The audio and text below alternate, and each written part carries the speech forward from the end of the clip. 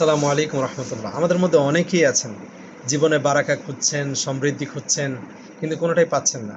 Simple, দেখুন আল্লাহ তালা পবিত্র কোরআনে কি বলেছেন, ولو أن أهل القرى آمنوا واتقوا لفتحنا عليهم بركات من السماء والأرض।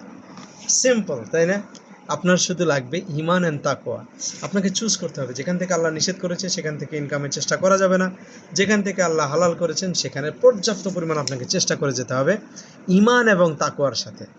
আল্লাহ তালা বলছেন, যারা ইমান এবং তাকওয়ার সাথে চেষ্টা করবে তাদেরকে আল্লাহ তালা আসমান এবং জমিন, জান্নাত এবং দুনিয়া সব জায়গায় আল্লাহ তালা বারাকা দিবেন। এখন কথা হচ্ছে সেটা কীরকম। দেখেন, সাহাবায়ে কেরাম প্রথমে ইমান এনেছেন এবং তাদের মধ্যে তাকওয়া অবলম্বন করেছেন, তারা তাকওয়া অর্জন করেছেন, তাকওয়াকে নিজেদের মধ্যে ধারণ করেছেন। দেখুন আল্লাহ তালা কত বরকত দিয়ে দিয়েছে। আপনাদেরকে যদি সিম্পলি আব্দুর রহমান ইবনে আউফ রাদিয়াল্লাহু আনহুর কথা বলি, তিনি যখন ঘোড়া বিক্রি করতেন, ঘোড়ার প্রত্যেকটা খুঁটিনাটি দোষ ত্রুটি তিনি মানুষের সামনে তুলে ধরতেন। এই জন্য না যে মানুষ কমপ্লেন করবে, অনেকে জানতোও না যে কোন ঘোড়ায় কী সমস্যা, কিন্তু তার মধ্যে তাকওয়া ছিল, সে আল্লাহকে ভয় করতো, তার মধ্যে ইমান ছিল। ইমান আর তাকওয়ার গুণে দেখেন আল্লাহ তালা তাকে কী পরিমাণ বারাকা দিয়েছিল, যে তৎকালীন সময় পৃথিবীর শ্রেষ্ঠ ঘোড়া বিক্রেতা ছিলেন তিনি। এবং বর্তমান সময়ে যদি আমরা হিসাব করি, তিনি তখনই $1 বিলিয়ন ইন্ডাস্ট্রি তিনি কন্ট্রোল করতেন। তো এটা কীভাবে এত বারাকা কীভাবে হলো? কারণ তার মধ্যে ছিল ইমান, আর তার সাথে যুক্ত করেছেন তাকওয়া।